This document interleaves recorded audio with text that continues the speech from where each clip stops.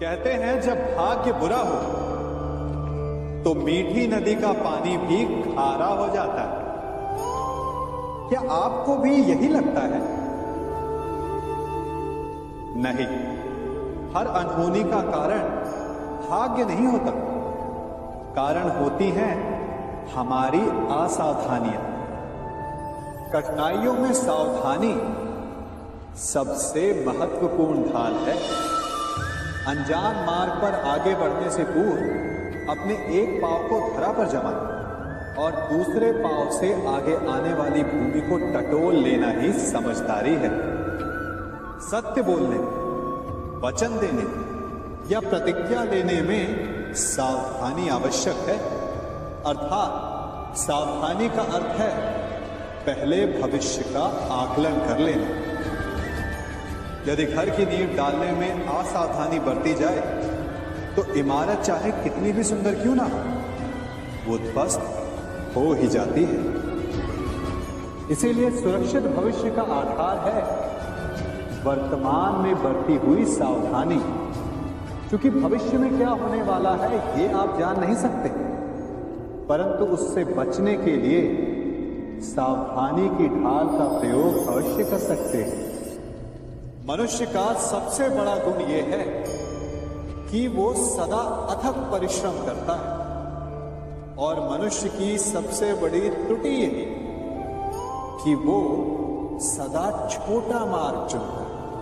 कदाचित इसीलिए वो वरदान चाहता है, कदाचित इसीलिए वो श्राप से भय खाता है। परंतु जय विजय हानि लाभ की भांति ही श्राप और वरदान केवल भाव मात्र है। कब कौन सा वरदान श्राप बन जाए और कौन सा श्राप वरदान में सिद्ध हो जाए, ये केवल मनुष्य के कर्मों पर निर्भर करता है। विष पीकर शंकर महादेव हो और अमृत पान करके भी राहु केतु असुर ही रहे, तो सब खेल है केवल भाव और कर्मों का।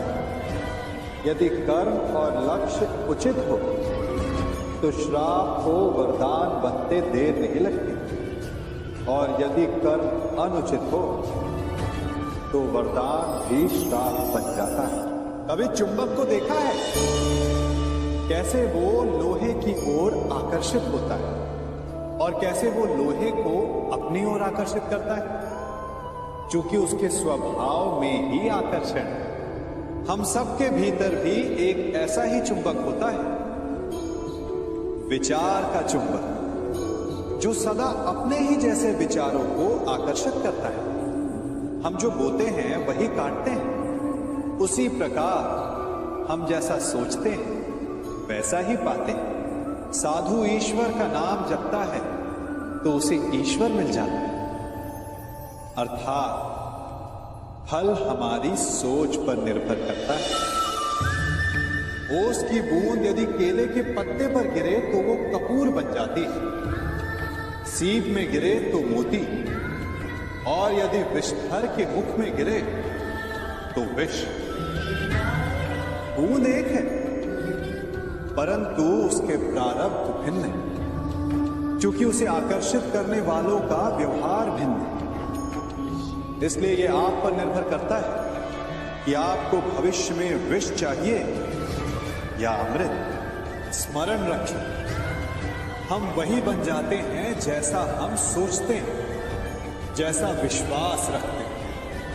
यह आपका विश्वास ही है जो ये निर्धारित करेगा कि आपको विष मिलेगा या अमृत। इसलिए अपनी सोच को सुदृढ़ रखिए, सकारात्मक रखिए, और फल भी सकारात्मक ही आएगा। जब मेघ छाते हैं तो क्या होता है? अंधकार छा जाता है। मेघ गरजते, बिजलियां कड़कती, वर्षा होती। सभी पशु अपने आश्रय स्थल पर जाकर छिप जाते। मनुष्य अपने घरों की ओर दौड़ते और सभी पक्षी अपने घोंसलों में जाकर छिप जाते।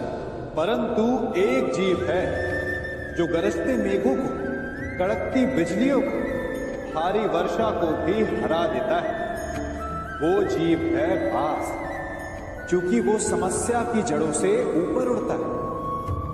वो गरजते मेघों से, कड़कती बिजलियों से, भारी वर्षा से, इन सब से ऊपर। यही अंतर है हारने वालों में और जीतने वालों में। ये युद्ध हार और जीत का नहीं, समस्या और सोच का है।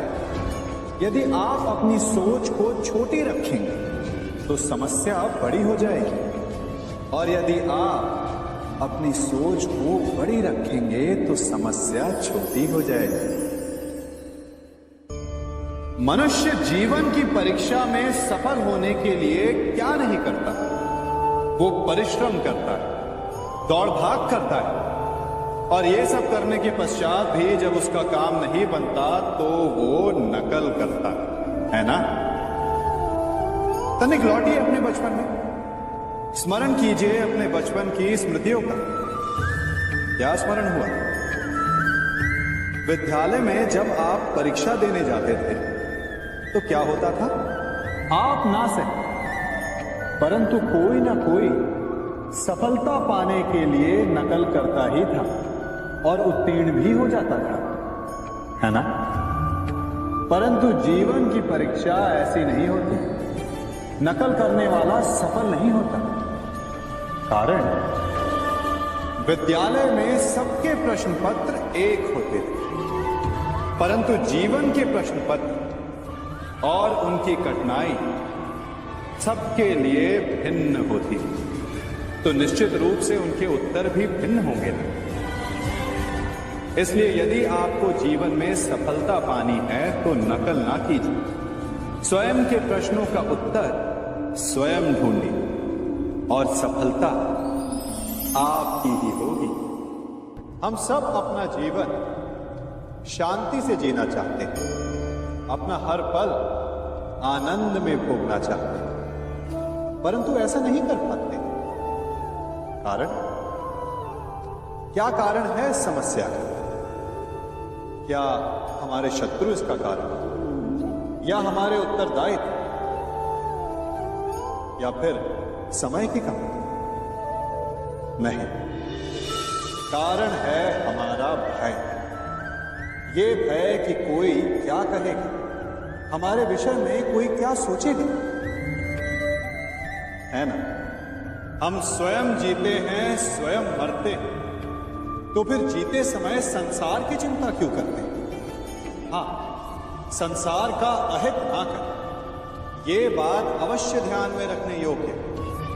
परंतु संसार की सोच की चिंता करके स्वयं का जीवन नष्ट करें, ये कहां तक सही?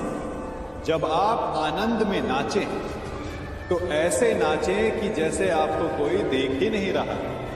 जब आप गाएं तो ऐसे गाएं कि आपको कोई नहीं सुन रहा। स्वयं को संसार समझें और इस धरा को स्वर्ग समझें।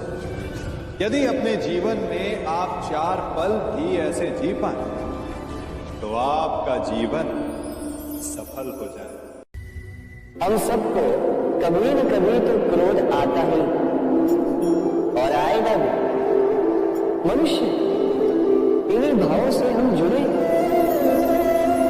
किंतु ये क्रोध क्यों आता है? कभी सोचा है आप? ये क्रोध तब आता है जब हमारे मन के अनुसार कुछ ना, जैसे कभी कोई हमारी बात ना माने या कभी हमें पराजय प्राप्त हो जाए। किंतु इन सारी परिस्थितियों में आधार एक ही कि कहीं न कहीं किसी न किसी स्थान पर हम दुर्बल हैं। क्रोध जन्म लेता है हमारी दुर्बलता से और फिर वो हमारी सबसे बड़ी दुर्बलता बन जाता है। यदि क्रोध को वश में न रखा जाए तो भ्रम जन्म लेता है। यदि भ्रम को वश में न रखा जाए तो विवेक व्याग्र होने लगता है, और यदि व्याग्रता को वश में न किया जाए तो व्यक्ति का तर्क ही नष्ट हो जाता है। सोचने समझने की शक्ति शून्य हो जाती है और फिर उस व्यक्ति का पतन हो जाता है। इसलिए अपने क्रोध पर वश रखें